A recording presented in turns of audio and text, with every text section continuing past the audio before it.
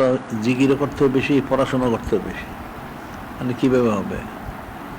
আমরা অনেক প্রতিদিনই বলি, একটা দুনিয়াদার লোক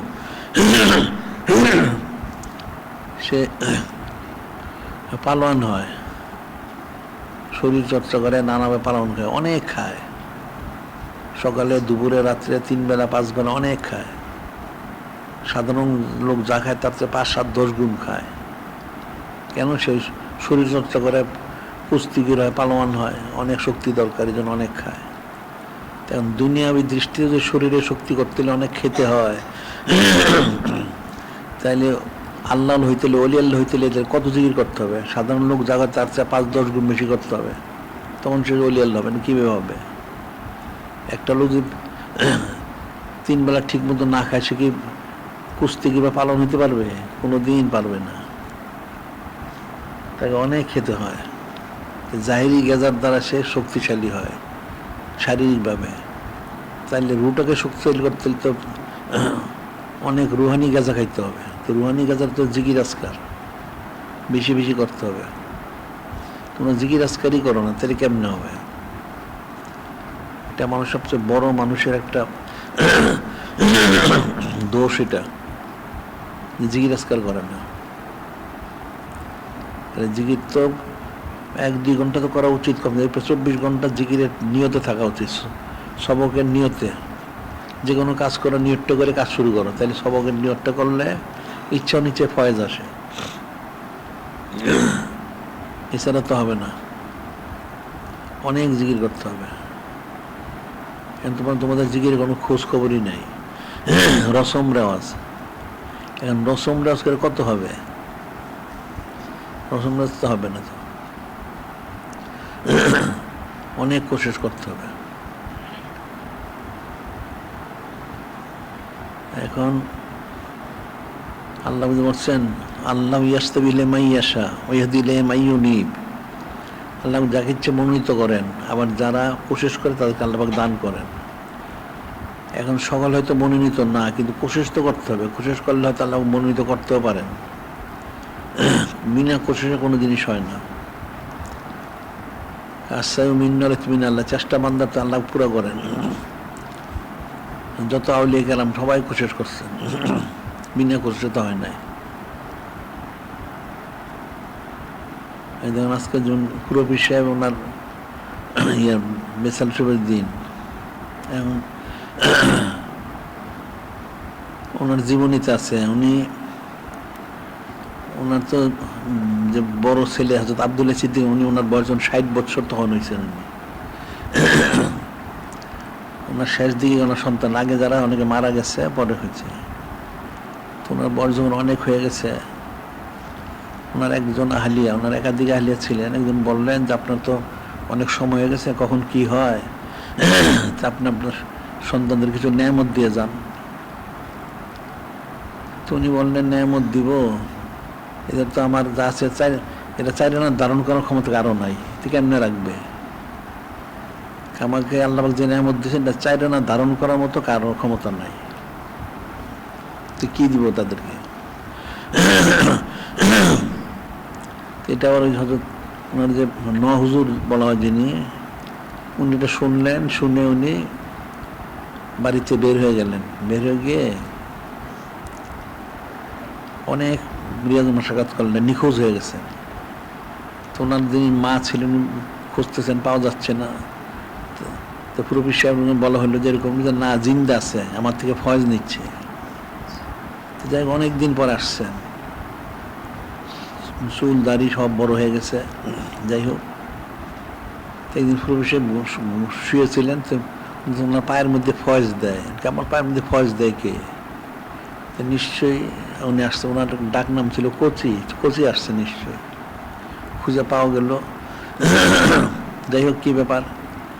উনি গেছেন যে রিয়াজ সাক্ষাৎ করে ওনার বাবার যে নিয়ামতটা সেটা ধারণ করার জন্য, যে কিছু উনি ধারণ করছেন কিছুটা, কিন্তু সুলতান আরিফিন হচ্ছেন। যাই হোক, তো এই যে বিষয়গুলি বিনা কোশিশে কোনো জিনিস হয় না, প্রত্যেকেই কোশিশ করেই হাসিল করেছেন, যতটুকু হোক কম বেশি। বিনা কোশিশে কেউ হাসিল করতে পারে না। এখন আল্লাহ পাক ওনার হাবিব মাহবুব নূরে মুজাসসাম হাবিবুল্লাহ হুজুর পাক সাল্লাল্লাহু আলাইহি ওনার দিকে খাস করে দেন, সেটা আলাদা বিষয়। কিন্তু বিনা কোশিশে কোনো জিনিস হাসিল হয় না।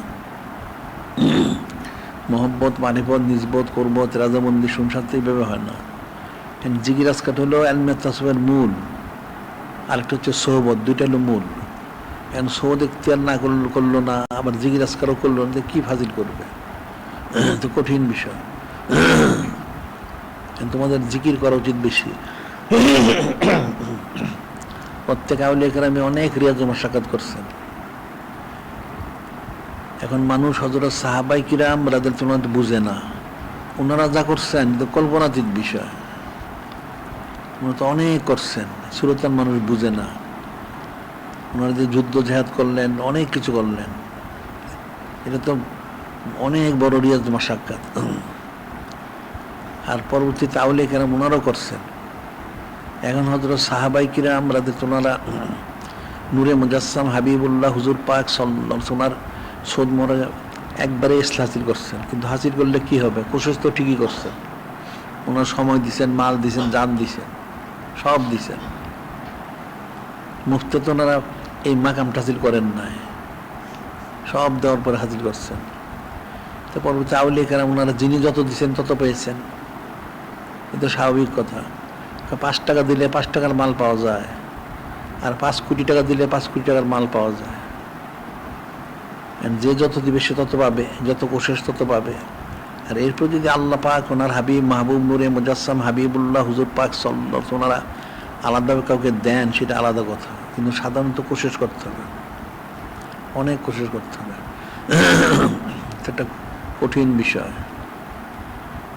জিকির আজকারি যদি না হয় তাহলে কেমনে হবে? এই কিতাবে লেখা পৃথিবীর ইতিহাসে 5 জন ব্যক্তি সবচেয়ে বেশি কেঁদেছেন। 5 জন ব্যক্তি, 2 জন হযরত আহলু বাইত শরীফ আলাইহিস সালাম ওনাদের মধ্যে, আর 3 জন হচ্ছেন নবী রাসূল আলাইহিস সালাম ওনারা। এর মধ্যে সাইদুন নিসা নুরুল রাবিয়া জাহরা আলাইহিস সালাম উনি কেঁদেছেন 6 মাস একাধারা। নূরে মুজাসসাম হাবিবুল্লাহ হুজুর পাক সাল্লাল্লাহু আলাইহি দিদার গিয়েছেন, তখন উনি যেহেতু উনি রমজান শরীফে ওনার উনি দিদার গিয়েছেন, হযরত নুরুল রাবিয়া হযরত জাহরা আলাইহিস সালাম, উনি এই 6 মাস একাধারা কেঁদেছেন। ওনার খাওয়া দাওয়া বা অন্যান্য যা কিছু আছে সমস্ত বিষয়ে হযরত ইমামুল আউয়াল উনি করেছেন, সবসময় স্মরণ করাই দিতেন।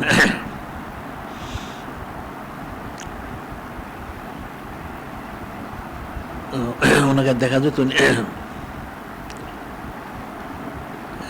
24 ঘন্টা নূরে মুজাসসাম হাবিবুল্লাহ হুজুর পাক সাল্লাল্লাহু আলাইহি ওনার রজসুরের পাশে থাকতেন 24 ঘন্টা। ওনার খাওয়া দাওয়া, ওযু, গোসল ইত্যাদি, নামাজ কালাম সব হচ্ছে ইমামুল আউয়াল নিয়ে করতেন। যার জন্য প্রথম 6 মাস হযরত আফজালুন নাস বাদ আলামী সিদ্দিকের কাছে বায়াত গ্রহণ করতে পারেন না সরাসরি। এটাতে মানুষ কতগুলি ফাসেকগুলি অপপ্রচার করে। উনি একাধারা 6 মাস। এরপরে হযরত যে ইমামুর রবিয়া আলাইহিস সালাম, আজকে ওনার যে উনি একাধারা 33 বছরকে দিয়েছেন, 33 বছর।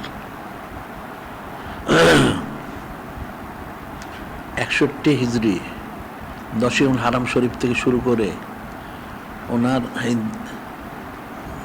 দিদার মোর বেসাল শরীফে যাওয়া পর্যন্ত 33 বছর উনি একাধারা উনি কেঁদেছেন। আর নবী রাসূল আলাইহিস সালামের মধ্যে হযরত আবুল বাশার সফিউল ইসলাম উনি মুক্তালি বন 200, 250, 300, 350 বছর উনি কেঁদেছেন।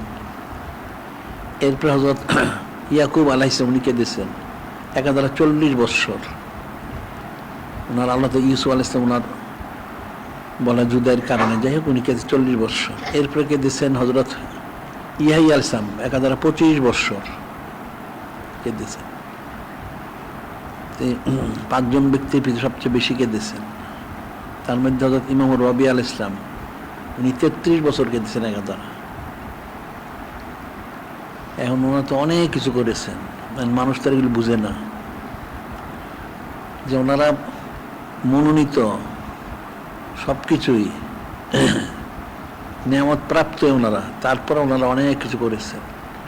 তো এখন যারা কিছু পায়, যাদের কোনো খবরই নাই, তাদের আমলই না থাকে, তাহলে পাবে কোত্থেকে? অনেক কিছু তো করা দরকার আছে। মানুষ তো বিষয়গুলি বুঝেই না। এখন মহব্বত তো অন্য জিনিস, মহব্বতটা সম্পূর্ণ আলাদা বিষয়। যে আউলিয়া কেরাম দেখছেন, এই যে মজনুর যে ঘটনাটা, পায়ের সাগে বুসিদে মজনু খলক গুপ্তা নিচে বুধ গুপ্তি গা ইসা গাহে গায়ে কোহে লাইলা রফত বুধ। পায়ের সাগে বুসিদে মজনু খলক গুপ্তা নিচে বুধ। একদিন মজনু, সে তো মজনু পাগলি, একটা কুকুরের পায়ে সে বুসা দিল। তো মানুষ বলল, মজনু তুমি কি করলো? তুমি পাগল, ঠিক আছে আমরা মেনে নিলাম তুমি পাগল, কিন্তু পাগল তাহলে কুকুরের পায়ে বুসা দেয় কি করে? তো মজনু বললো, তোমরা এটা বুঝবা না। ঈসা গায়ে গায়ে কোহে লাইলা রফতা বুধ,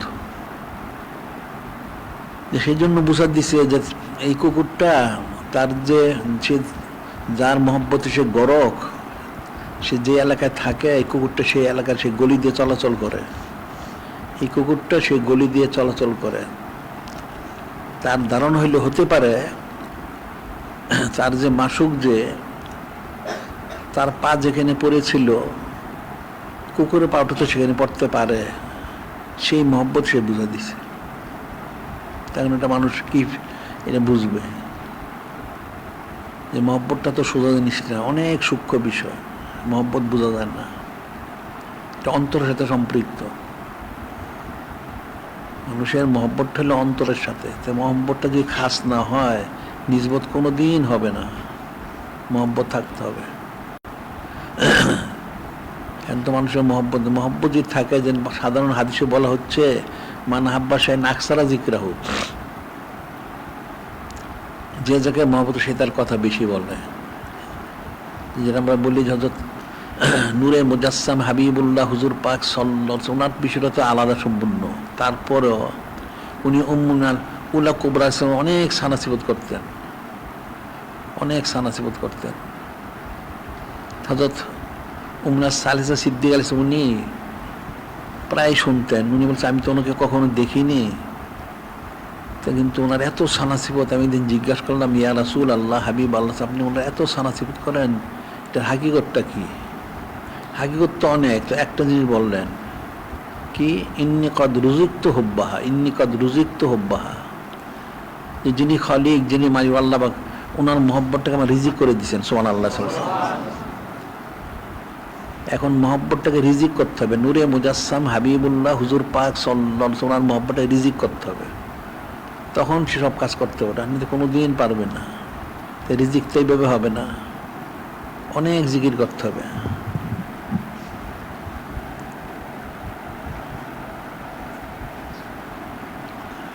অনেক জিকির করলে যদি মহব্বতটা রিজিক হয়, এই মহব্বতটা রিজিক না করা পর্যন্ত কখনই কেউ তাক মিলে বসতে পারবে না।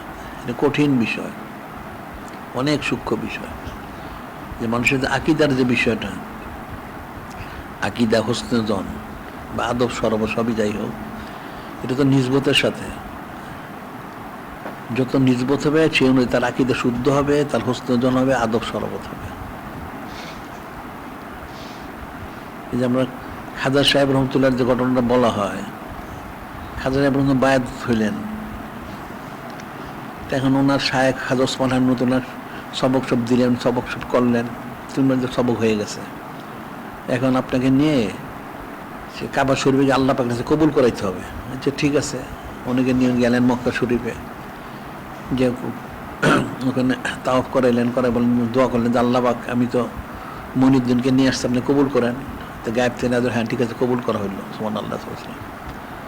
এরপর উনি বললেন, তাহলে এখন এক কাজ করলেন, তাহলে আমরা এখন রওজা শরীফ মদিনা শরীফ যাবো, ওখানে কবুল করাইতে হবে। ঠিক আছে, উনি গেলেন। তো ওনার খাদেম হিসেবে মুরিদ, ওনার কিন্তু তখন বয়স খুব বেশি না, অল্প বয়স।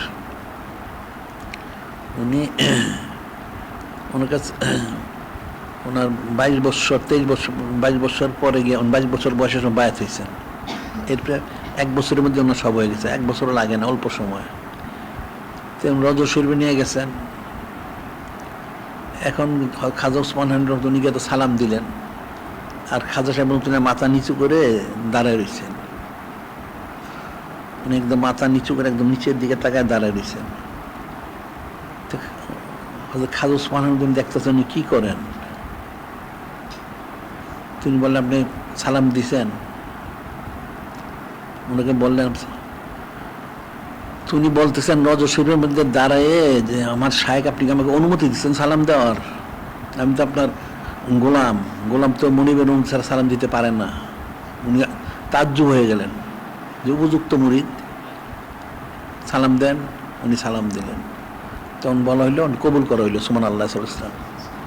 এই যে বিষয়টা ফানা হওয়া, বাঁকা হওয়া, মহব্বত স্থাপন করা, উনি তাইলে ওনার শায়েখের যে কতটুকু ফানা হয়েছিলেন, এমন ফানা হইলেন উনি রওজা শরীফের যেও ওনার শায়েখের দিকে রুজু রইলেন সুবহানাল্লাহ সাল্লাল্লাহু আলাইহি ওয়াসাল্লাম। উনি বললেন সালাম দিয়েছেন কি? আপনি তো আমাকে অনুমতি দেন না, আমি তো আপনার গোলাম। তো গোলাম মনিবের অনুসারী সালাম দিতে পারে? উনি তাজ্জুব হয়ে গেলেন, কোন ধরনের মুরিদ, সালাম দেন। উনি সালাম দিলেন। এই যে বিষয়টা, নিজবতটা, মহব্বতটা তো অন্তরের সাথে, এটা তো জোর করে এটা করা যায় না। ওনার অন্তরে মহব্বত ছিল, যার জন্য সুলতানুল হিন্দ হইলেন, অনেক বড় মাকাম অর্জন করলেন। হাবিবুল্লাহ, ওনার বেসাল শেবর কমল ভয়াস, সেই হাবিবুল্লাহ এটা শুনল করে লেখা হয়ে গেল। তো বিষয়টা তো সোজা জিনিস না। এখন আউলিয়া কেরাম প্রত্যেকে অনেক কোশিশ করছেন, অনেক রিয়াজত সাক্ষাৎ করছেন, যার জন্য ওনারা এত উঁচু মাকামে পড়ছেন। কোশিশ ছাড়া তো হয় না, অনেক জিকির করতে হয়, ইলম অর্জন করতে হয়, জিকির করতে হয়, এবং সুন্নত অনুযায়ী আমল করতে হয়, তখন সে হবে। আনি তো কখনো হবে না। যেন অনেক জিকির করা প্রয়োজন, কিন্তু তোমরা জিকিরই কম করো তো কেমনে হবে? জিকির দরকার, সোহবত দরকার। সোহবত ছাড়া শুধু জিকির করলে হবে না, জিকির করতে হবে, সোহবত ইখতিয়ার করতে হবে বেশি বেশি।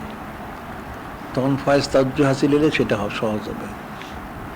এটা অনেক সূক্ষ্ম বিষয়। এখন মানুষ তো পড়াশোনাও করেন না। এখন আউলিয়া কেরাম ওনাদের জীবনী পড়া উচিত তোমাদের বেশি বেশি। জীবনী পড়ো, তাইলে বুঝবা কিছুটা যে কীভাবে কোশিশ করতে হয়, নাহলে বুঝবা কেমনে। এখন আমাদের ওই একটা অবশ্য বের হয়েছে, এই নকশবন্দি তরিকা সিয়ারুল আরিফিন জীবনী মওরাক 1 খণ্ড, এটা 3 খণ্ড হবে, এটা বের হবে আস্তে আস্তে। এখন এখানে এগুলোর মধ্যে যাই আছে, যদি অনেক কিছু আছে হাল্লার বশবর্তী ওনারা করেছেন, তারপরে ওইটাও পড়া দরকার আছে, বোঝার বিষয় আছে, অনেক ফিকিরের বিষয় আছে। প্রত্যেকটার থেকে নসিহত হাজির করা উচিত। মানুষ মনে করে সব বোধ স্বাভাবিক না, সব জিনিস স্বাভাবিক না, এটা কোনোটাই স্বাভাবিক না। সব বিষয়গুলি হচ্ছে কুদরতি বিষয়। নূরে মুজাসসাম হাবিবুল্লাহ হুজুর পাক সাল্লাল্লাহু আলাইহি ওয়াসাল্লামের সাথে মহব্বত স্থাপন করতে হবে, এটা তো এইভাবে হবে না। এখন ওনার মতের সাথে মত মিলতে পারলে, ওনার পথের সাথে পথটা মিলাইতে পারলে তখন শেষ হবে, এছাড়া তো হবে কি করে? এটা অনেক সূক্ষ্ম বিষয়। যে প্রত্যেক আউলিয়া কেরাম, বড় পীর সাহেব হন, খাজা সাহেব হন, বা মুজুদ্দিন আলী ছিলেন, তারাই যত অলি আল্লাহ বড় উচিত, ওনাদের অনেক মুরিদ, লক্ষ লক্ষ, কারো খাজা সাহেব তো কোটি কোটি, কিন্তু কতজন তাকবিলে বসলো, কতজন তাকবিলে পৌঁছেছে? গোনা ভাষা কয়েকজন মাত্র। কেন? আসলে ওই যে আকিদার সাথে সম্পৃক্ত, হোসনে জনের সাথে সম্পৃক্ত, আদব সরল সম্পৃক্ত, যার যত বেশি সেই হিসেবে হবে। কিন্তু কঠিন একটা বিষয়, অনেক কঠিন বিষয়। ওই যে আমাদের কিতাবগুলি বের হবে পাবের মধ্যে একটা, ওই যে বলছিলাম যেটা, যে হযরত মুজাদ্দিদ আল ইসলাম, উনি তো মনোনীত, ঠিক আছে, ওনাকে নেয়ামত দেওয়ার জন্যই খাজা বাকি বিল্লাহ রহমতুল্লাহ উনি সে কাবুল থেকে আসছেন দিল্লি, ওনাকে পাঠানো হয়েছে। তো দিলেন, উনি নিজেই বলছেন যে শায়েখ আহমদ সূর্য আর আমরা হলি তারকা। তারপরেও একদিন কোনো একটা কারণে খাজা বাকিউল্লাহ তো একটু অসন্তুষ্ট হইলেন।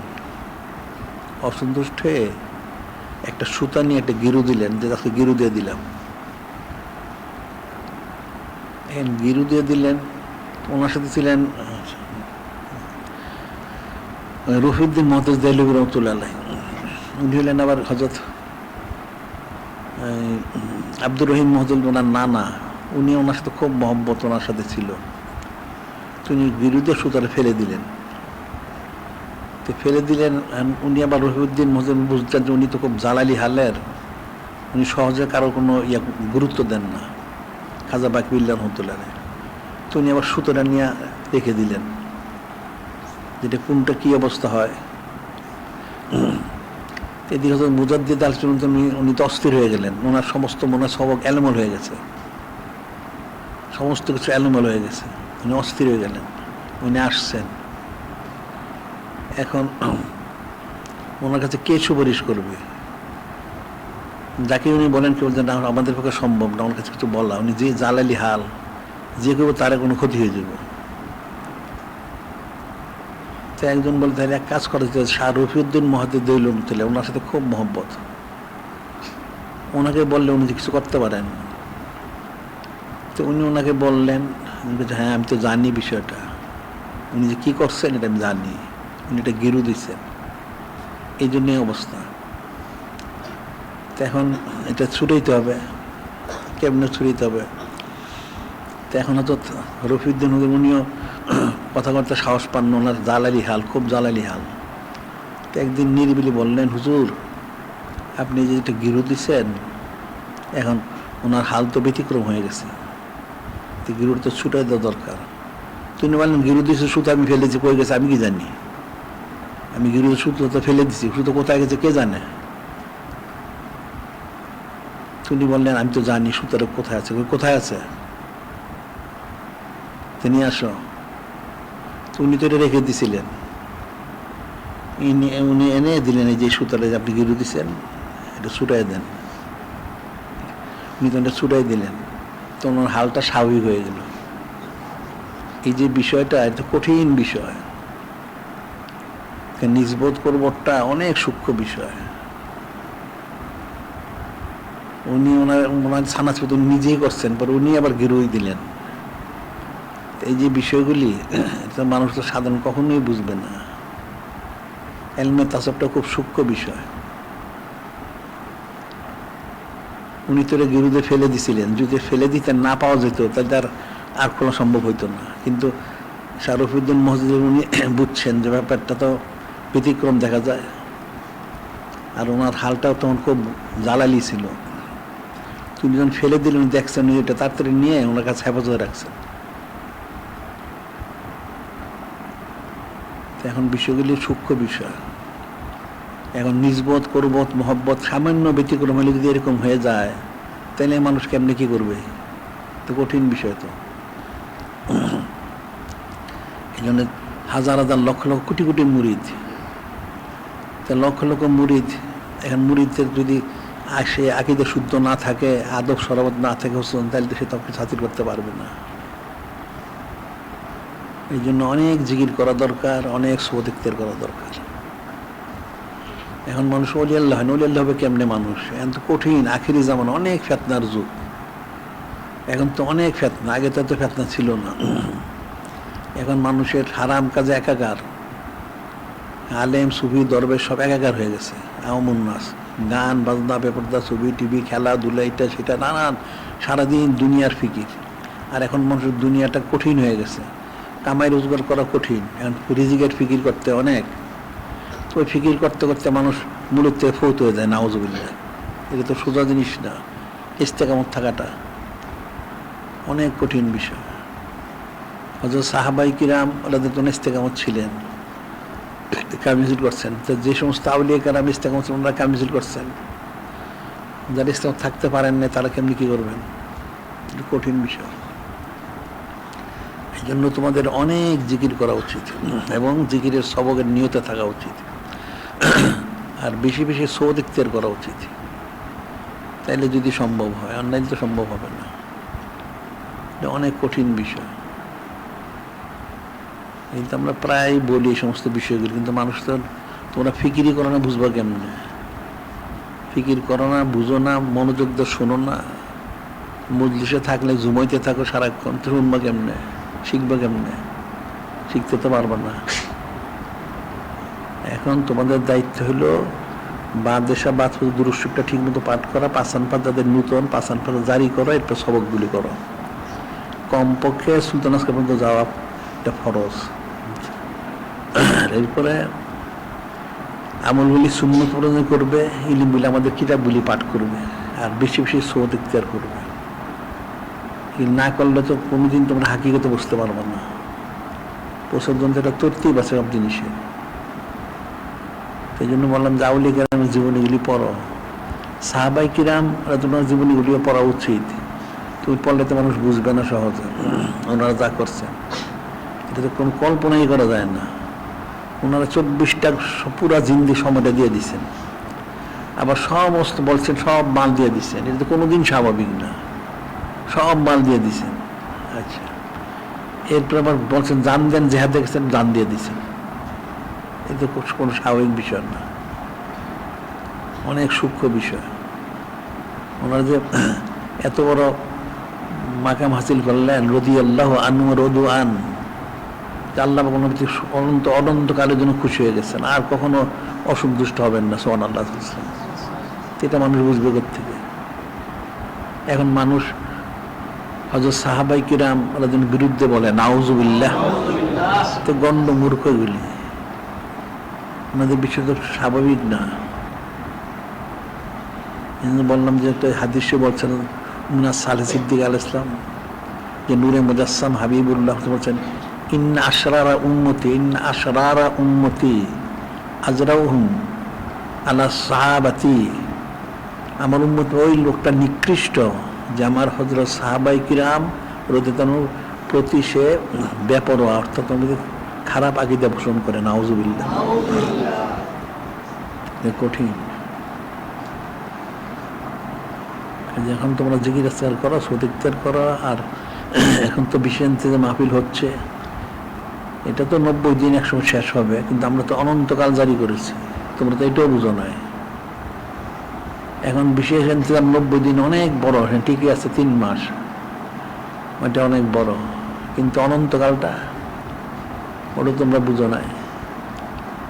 আরে অনন্তকাল তো শুধু জমিনে না, আমরা হায়াতে করতে হবে, মৌতে, কবরে, হাসরে, নসরে, মিজানে, কুরসে, জান্নাতে যে করতে হবে। সুবহানাল্লাহ।